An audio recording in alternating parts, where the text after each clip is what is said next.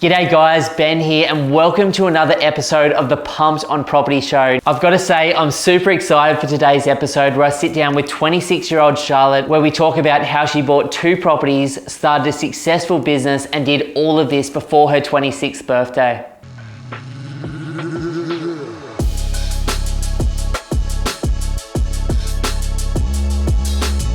I suppose tell us a little bit about your journey so far, just to set the scene a little bit for everyone out there who doesn't know you. Yeah, sure. So I am a girl who lives in Sydney, grew up in Sydney, hasn't always had a interest in real estate. My family doesn't, own multiple properties. They own their one house they've always lived in. But when I kind of was in that university age, you hear about how difficult it is to buy a house, how hard it is to get on the market. So I made it my sort of mission when I was probably 19 or 20 that I wanted to buy an investment property.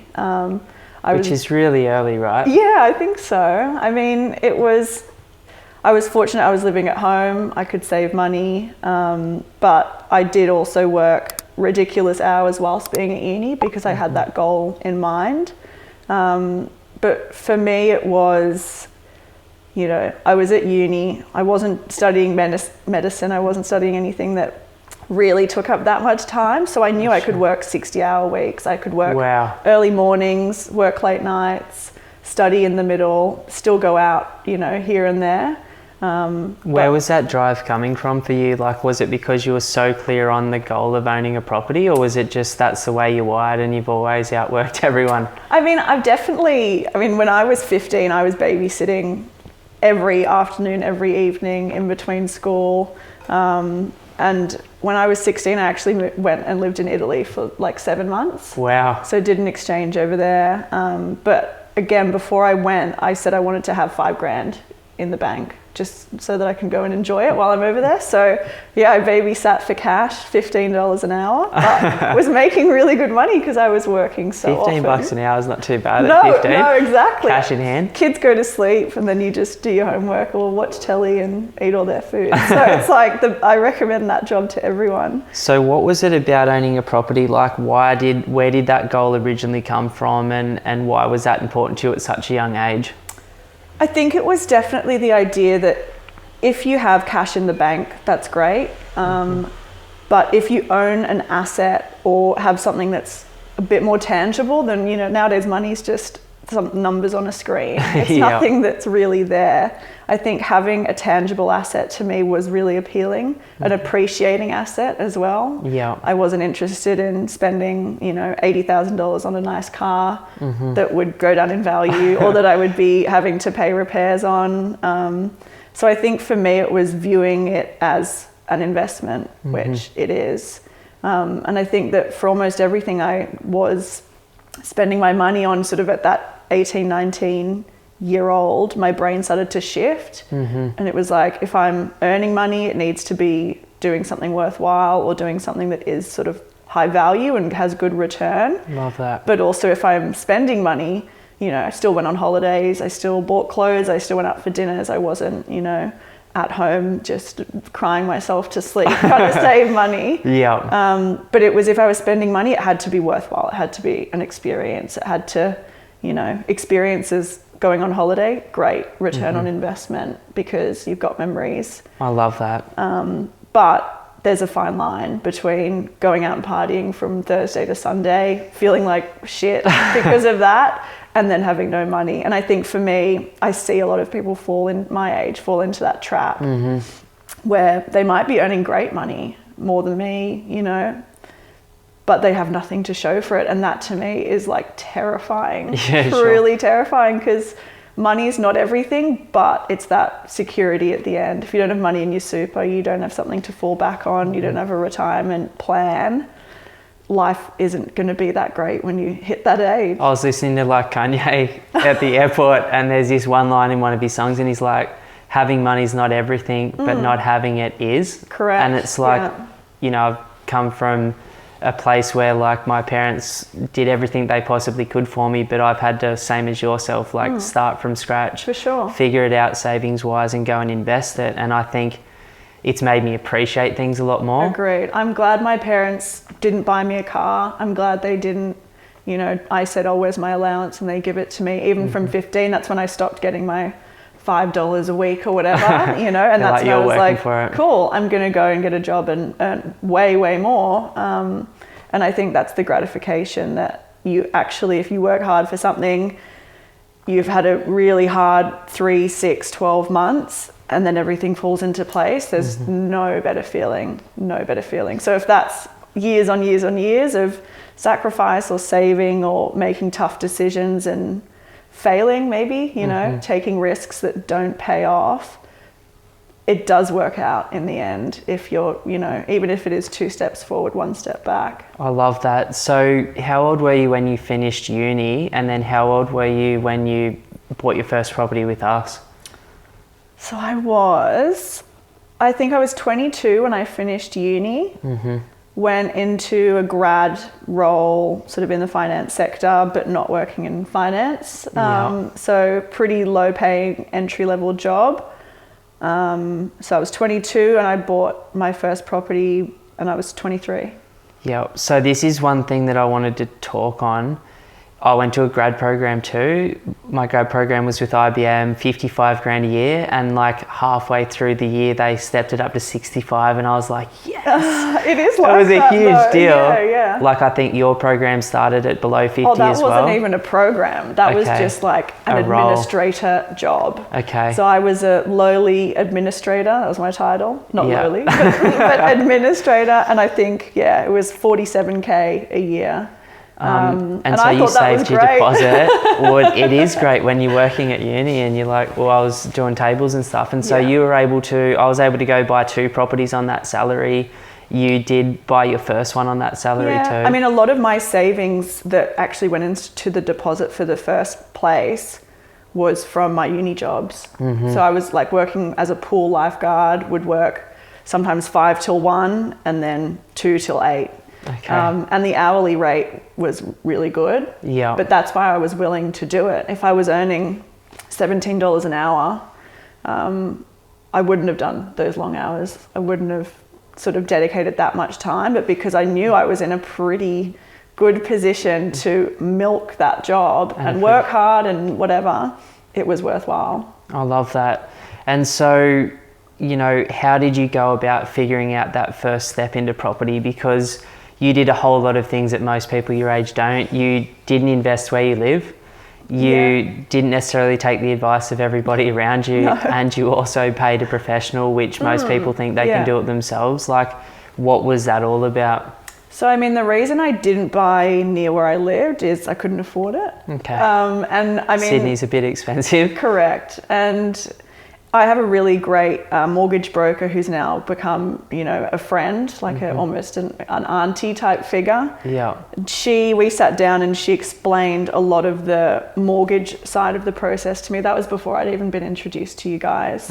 And she said, she's like, why don't you hold off 18 months and save X amount more and get a 1-bedroom unit in, to me, not a very desirable suburb in Sydney. Okay. And I just said, no, you know, and she was giving me, here are your options and here's what it's like. But I just knew that the return on investment for units across the board in Australia, really low. Yeah. I didn't want to live there because it wasn't appealing to me. I would have rather have rented in a more desirable suburb to me.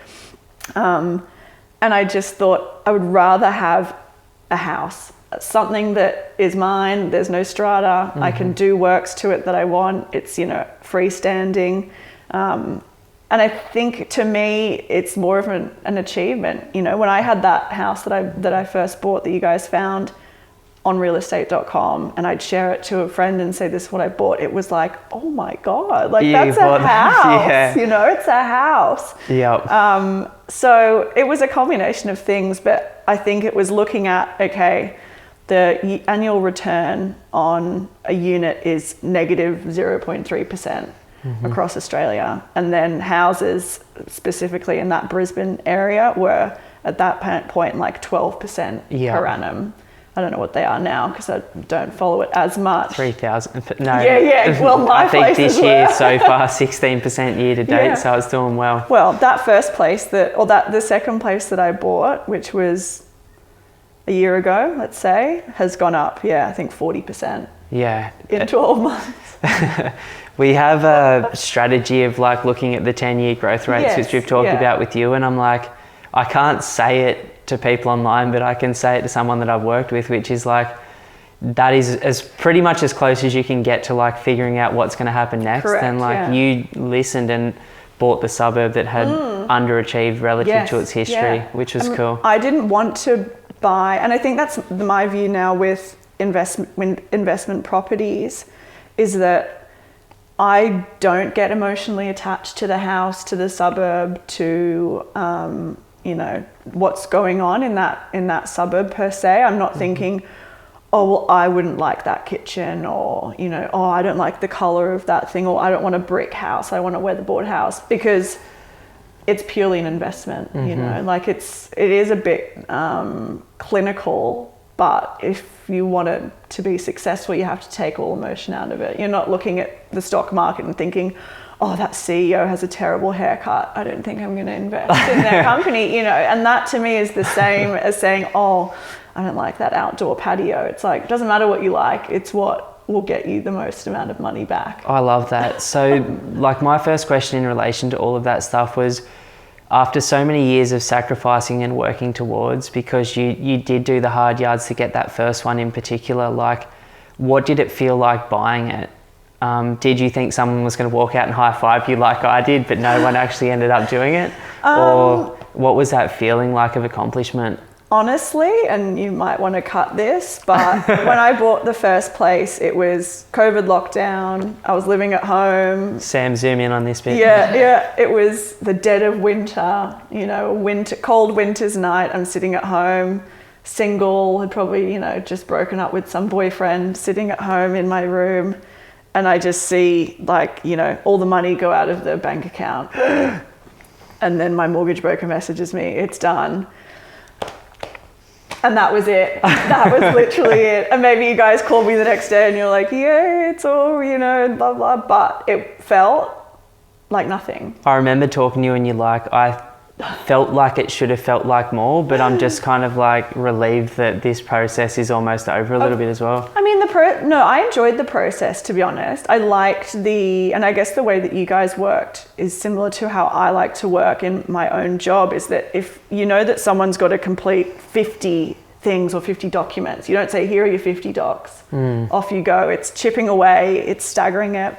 So in that sense, it was fine. But I think it was more, it's tangible, but not to me. Yeah. But that reinforced that it's like, buying assets and buying investments won't make you happy. You know, it's not like, oh, cool, now I own this, I'm the best person in the world and I can retire now and I can, you know, give up. To me, it was like, okay, cool, next one, straight away. Yeah. And I think for me, the process of elation wasn't to do with the, you know, settlement date. It was the lead up. It was finding different places, talking to you guys about, cool, we've got these list of suburbs. Have a look, go on realestate.com, send us what you think would be a good fit, and sort of, you know, learning about the process from start to finish. I think that was the fun bit for me. There's nothing like when you're starting, you didn't start from scratch, but you're starting from a point where the learning curve's really sharp and it's like, oh, this is so fresh, and like life is about growth and challenging yourself. 100%. And then you're like, oh, I've got 90% of the nuts and bolts now, so what's the next thing? Yeah, exactly. And it takes the fear out of it, because the fear is like, why am I sending my money to a trust, and, you know, what's a conveyancer? All that silly stuff when you're 22 or 23 is like, you have no idea, but you learn, and then the next time, easiest. And now, you know, my husband's just bought a house by himself, and I'm doing all the stuff in the background that you guys probably did for me. Like, okay, you know? the list, this is what I need to exactly. do. Just call them every week and I'll be all right. Yeah. But I mean, going back to why, you said, why was I willing, or, you know, even considered paying a professional to help me do the hard work? For me, I was actually recommended to you guys by a neighbor, a kind of really good family friend. They're a family who have at the time had 2 young kids. They're grown up now. And they were renting in Sydney. I don't know how they found you, but wanted to get on the property market and had the exact same experience as I did with you. And it was brilliant. And they recommended me. So for me, my whole view was I didn't have the knowledge of real estate. I didn't have the knowledge of the region, but I knew that there was opportunity there. And I would have had the time to research and sit there and go on realestate.com and look at stats. But I knew that my money and time would be better well spent giving it to a professional who I've already heard success stories from. Yeah. And I think, it was a little bit, oh my God, I'm putting all this money out of my deposit to you guys. That was sort of the fear that, oh, well, if I don't, pay these professionals to do it, maybe I could get a better, more expensive house. But I think that fear for me it's that whole risk. It's like, it's the gamble of any investment, but do you really want to risk having all of that work and decision on yourself? Or you can blame a professional when it all goes wrong. Thanks for that letter, by the way. No, luckily it worked out. I'm not working with you again. Just in case. Exactly. You said I'd get 50% growth in 1 year. I would never say that. But it happened, right? So that's my biggest thing is I've had... What did I say to you? 4.8% maybe long term? Yeah, at another 0, But I've had, a lot of... I know you've sent people my way, prospective clients, to just chat about, are these guys legit and what do they actually do and is it worth it? And my line to them is, without, going into dollars and cents, is the place that I, bought with you guys first time around, it did double in value in that first sort of 12, 18, 24 month period. That never happens, by the way. So do not base anything else you ever buy again on that. I know. And that was COVID, that was unique. But I think even if it went up 10% in that time, even if you just get that little bit of equity in that such a short time frame, 1-2 years is so short, because it, for me anyway, but property investing is a very long-term game. Yeah. So to get any kind of really, really good equity growth in that short time is like I made back that money straight away. No, that's straight cool. away.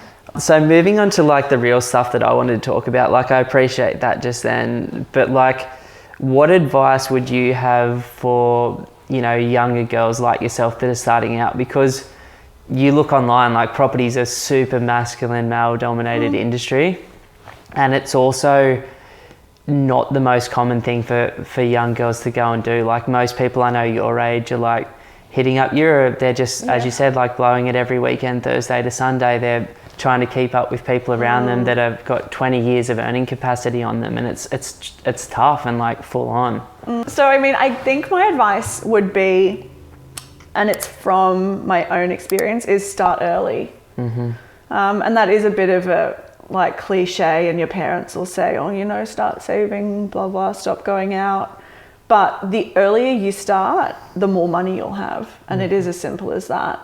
I think if you are working a job that you think, you're working behind a bar and that's, the skill set that you have when you're at uni, always look to upskill. If you can beg, borrow and steal and take money to do a short course that is going to be able to get you a better job, even casual, but a job that lets you earn more, it's always worthwhile. That was one of the most crazy things about your journey. Like every single time I spoke to you in the last few years, it was like, if this is literally how it went, it's like, we've bought a property, cool. Next time I speak to you to check in, I've just like doubled my salary at work. Yeah. I've just doubled my salary again. But yeah, there's always been incredible progress. Like, what is driving you to do that? Because that's uncommon as well. Like obviously the natural ascent is over 15 years, people end up on great money, but what is it in your wiring and the people that you hang out with that is like ambitious and chasing those things so quickly? It's funny, I kind of flip-flop between the whys, and 50% is laziness. Yeah. Because it's like, I'm going to do it now I'm going to work for 15 years and climb my way up and have a 40-year career in 15 years. Yeah. So then I can retire and just put my feet up. But I do think that the truth is that if I'm not continually learning or being challenged or, you know, stressed, it's that nice level of stress that kind of keeps you going, gives you a purpose in life. When I lose that, that's when I'm like, cool, I've got to do something more. Yeah. I've got to start a master's degree because I'm bored. Yeah. I've got to, you know, move overseas because this is getting stale. And it sort of is putting yourself under almost undue stress, but that's how you get better. I don't want to sit at home and just watch Netflix. I don't want to just spend all my money going out. I don't want to, you know, even if you do have a heap of money in the bank, that doesn't mean anything if your brain isn't continually being challenged. So, like for me, the money or the salary, the work income, that came with wanting to be challenged, wanting to progress through the ranks, and also people that I've worked with who recognize that. I was fortunate that I was working with people who would give me more responsibility, recognize my potential, and then did promote me. So it is, you know, you can be an amazing employee or worker and be really driven, but if you're in the wrong environment, you won't progress, you won't go far, and you won't, you know, continuously be learning. And you've been open to making those jumps the same as I did early and going, hey, this like environment is great for some, but it's not for me. There's more potential to grow. Even if it's hard, even if you're in an environment where it is stressful, you maybe, you know, have that imposter syndrome, you have that whole, oh my God, am I really doing this for a multinational company? But I'd rather that than be sitting there waiting for work to come in or, you know, waiting for a phone to call that I can answer. Look, I heard like an interview, like my kids are so into Taylor Swift right now, like the rest of the world is. And I was watching the Eras tour the other day with them. I'm like, this is the most incredible thing that I've actually ever seen anyone do. And she was talking in an interview and she's like, I felt like an imposter all the way up until like her second last album. And there were people that were giving her a really hard time that were just smashing her confidence. Like, and I'm sure there's millions that do that every day to her. But it's like, if Taylor Swift is saying that as a billionaire that's like younger than me. And I love that because it's the realness of like, everyone feels uncomfortable because people that grow and achieve anything constantly step outside of the circle, not too far to break, but far enough to bend. It is also the, you know, it's not just work people or bosses. It's also when you are achieving things and you are maybe in a position that you're not yet fully qualified for, or you don't feel fully qualified for, people will be jealous, they'll be spiteful, and they'll want to bring you down. And I think that's been the thing. I mean, I'm doing a podcast about it with you now, but in my private life, I don't go around waving the flag of I own properties. You know, I'm this big wig, I'm this big shot who earns this money and has this job, because one, it's boasting and no one cares, but you have to select the people that you sort of say those things to, because they have to be the people that will say, wow, that's amazing. And have you thought about this? Like, or think maybe I can do that, you know, and you bring them up with you, as opposed to the people who say, oh, how much did your dad put in for the house deposit, you know?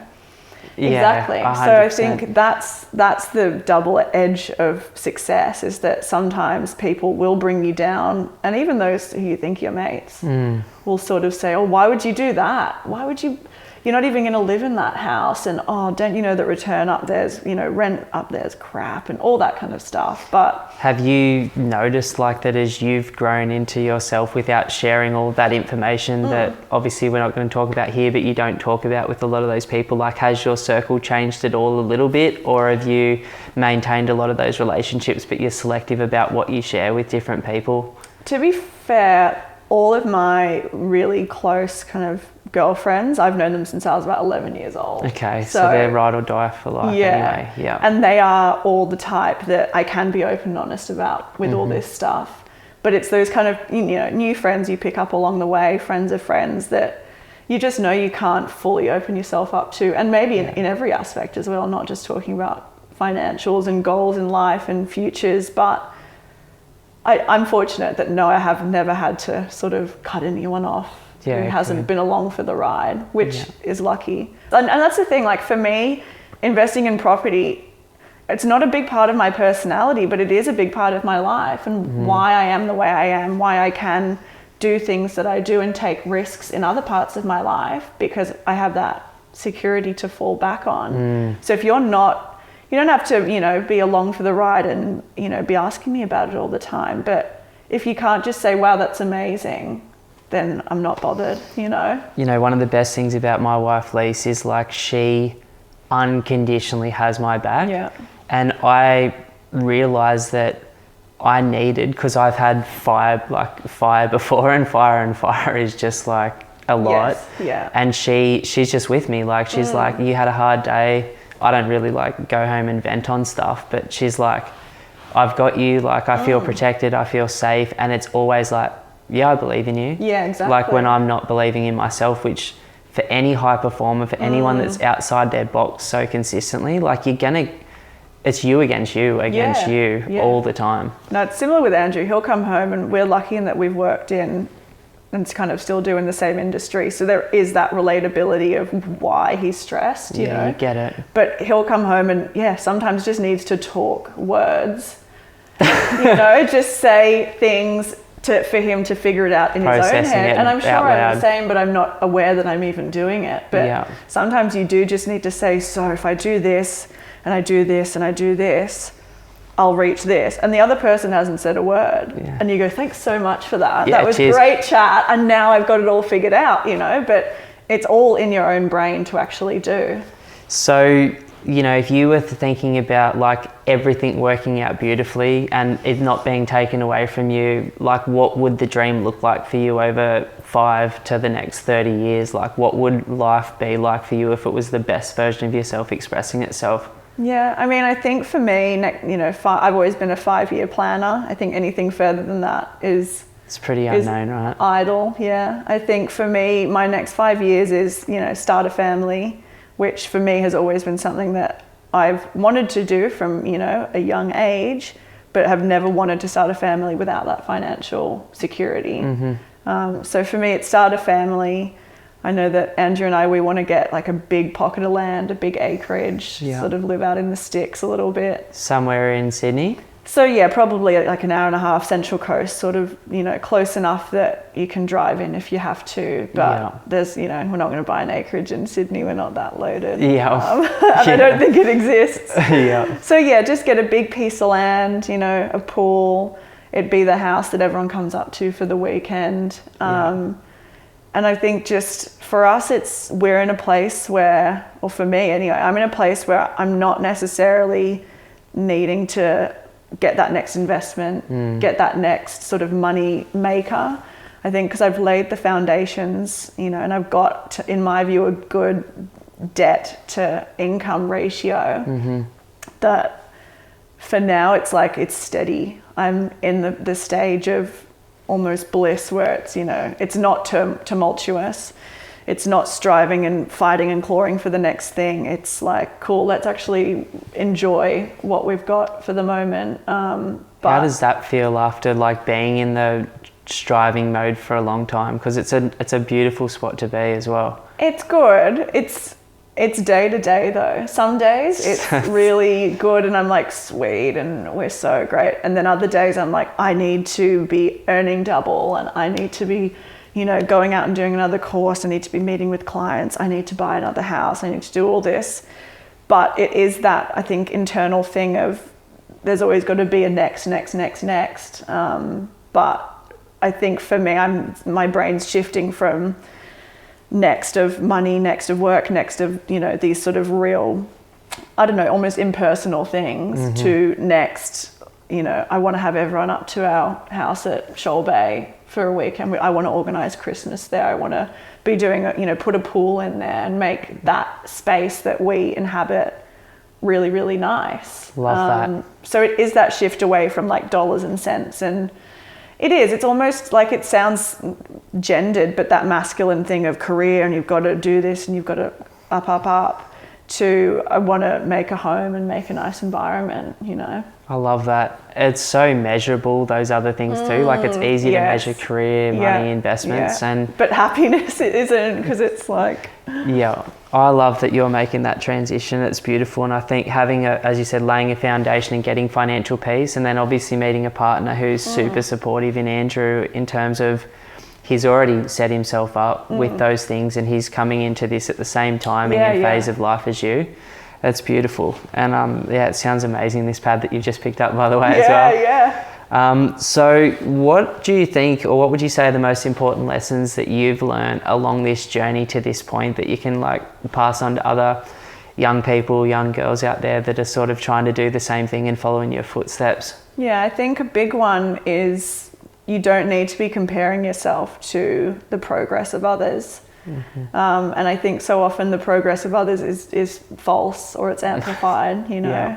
If you find yourself, you're on Instagram, and even if they're people you know and they're on holiday, and you think, how are they always affording to be going on holiday? How did they afford to buy that car? How did they, you know, always go to these nice restaurants? There's no point. You can't say, oh, they must work harder than me, or, oh, they've been given everything. It's, you know, regardless of their situation, it's irrelevant to you. It's not going to benefit. It's not going to make your life any better how they got their money, or whether they're in debt or whatever. It makes no difference. So there is that sort of not be happy with what you have, but be grateful for what you do have around you and the opportunities that you have around you. I love that. And if you don't have opportunities around you, you need to go out and look for them. Like, start self-educating yourself. I used to go on like the ATO website for fun on a weekend and look at, you know, things that you can claim for, you know, properties, the different ways that tax is structured if you do own different assets, albeit, you know, bonds, investment properties, your own house, all these sorts of things. And it's empowering when you're talking to people, you know, especially professionals, and they say, all right, we're going to explain this to you, and you can actually say, oh, I understand, I've got a bit of a hold on that. So my advice is, self-educate, don't compare yourself to others. But also, when you do even take those small milestones, enjoy them. And that doesn't mean, cool, I've saved up 10 grand, I'm going to go and have a huge night out and spend 1,000, because what's the point? I wish I spent $1,000. I remember saving my very first deposit at 24 and just flying to America with a mate. And in 2 days, I spent the full 14 or 15,000 bucks. And then my father-in-law, when I got back, literally slapped me in the face. And he's a big dude. He would have dropped me on my ass for sure if he had to punch me. And he's like, dude, if you're going to be with my daughter, like, save again. And then I saved again and bought something about 6 months later. But I was like, okay, lesson learned. But it is the whole thing. And it's funny, Andrew has the mentality of, you know, no matter what I spend, I'll always earn it back. That's his mentality. That's his way of I like that, like, the universe is always delivering for me vibe. But it's a good positive mentality to have, but it can go too far on the other side. Whereas I think I'm too far the other way, where I think if I literally, that does not bring any kind of enjoyment or return on investment to me, I'm not spending money on it. Which is probably why you're a great partnership, right? Because yous are so different, and he could probably, like, if he budgeted with his salary, like, yous would be a powerhouse. Well, he doesn't budget. I budget. I budget. So but you're exactly right. It's like we meet in the middle. He'll say, come on, let's enjoy. Let's, you know, actually go and celebrate the hard work, and let's have an enjoyment. Whereas I would kind of be more like, no, we need to stay home until we've achieved this goal. So you come out at 65. Yeah, exactly. We're worth $100 million now, we can go. So yeah, exactly. Yeah, we've got our 8th property now. Now we can get a bottle of Verve, you know. So no, there's that fine line, but it's celebrating. And I think it also is, like, as we said before, it's like when you get your first investment property, or you hit a milestone for saving, the mariachi band doesn't come out. There is no one who's, you know, saying congrats. Hopefully you have a family or a network of friends who will say, hey, that's really cool. But you have to be within yourself and congratulate yourself. Yeah. And as corny as that sounds, you have to be able to say, I'm actually really proud of myself for what I've done, because people won't say that to you. Yeah. Or if they do, it might almost feel insincere, you know, congrats. You know? Yeah. No, I like that. Like, what would you change if you were doing it all again? And I'm not talking about the financial outcomes or the career outcomes. I'm talking about with 2020 vision or retrospect, you can see clearly now, like, I would say at different times in my journey, for example, like I might have traded a little bit too much in my pursuit of, I'm just a numbers based, like go get it person. And I found numbers that I enjoy, which is property and business. And so I went, too far into that hole without someone like yourself going, hey, like enjoy every single step of the journey. I was just like, past that goal before I even hit it, focused on the next one. And, what would you change from the time you were sort of 15 to now in terms of the way that you've lived, just so that other people have the benefit of that retrospect? Honestly, hard question. Well, I mean, I've been very similar to you in that if I had a goal, I wouldn't enjoy, or I wouldn't spend, I wouldn't do things until I'd hit that goal. And even as you said, within it, it's like, cool, when I do that, what's going to be next? But I don't regret that at all. Yeah, it's got you to here, and now you've got choices for life. I think that, maybe there were times where all my friends went on a holiday or something and I didn't go because I was like, no, I'm saving. But I don't regret it. I really, really don't. I think for me, having that sort of laser focus has been why I've been able to do all this. I think you can't half-ass achieving your goals because then you won't achieve them. So yeah, I know that's not the answer you want. You want me to say, oh, I wish I'd, gone on that trip to Bali, or I wish I'd, didn't miss that dinner. But like, I've been on 1,000 dinners and they've been so much better because I haven't been counting the dollars and cents. I've been able to shout my friends if I've, felt like it. It's been, let's go to this nicer hotel and I'll cover the difference because I want to, and it's nice. Are you shouting dinner for me and Andrew tonight? Yeah. But I'll enforce it back to you. I love that. But it's like if I'd done all of that and been laser focused and sacrificed and failed, of course I would have regret. I would be sitting here and say I would have done it all differently. I would have spent all my money. I would have just partied and, gone and lived in the UK and made crap money and just gone out and gone crazy. But it's all paid off and is continuing to pay off.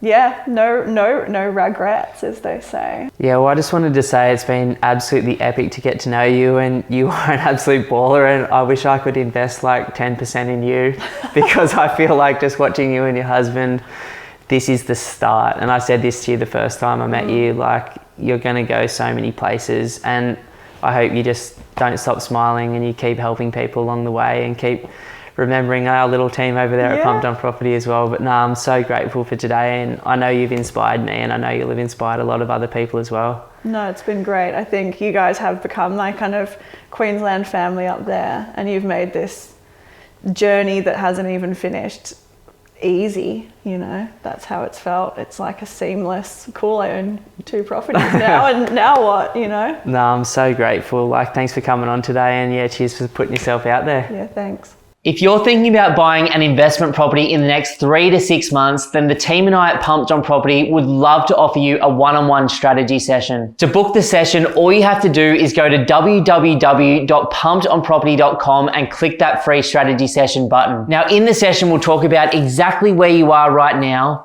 we'd like to be longer term, and educate you deeply on the Australian property market. You can then take that information and go and absolutely smash it on your own, or potentially become one of the small number of clients that we work with each month. Either way, we look forward to continuing to help you build your property portfolio with confidence on your journey to financial freedam. Beautiful. Well, welcome on board today. I'm so excited to catch up in person. That was so awkward as well. Can we do better? A little bit of a high five or something. I was going in for like one of them.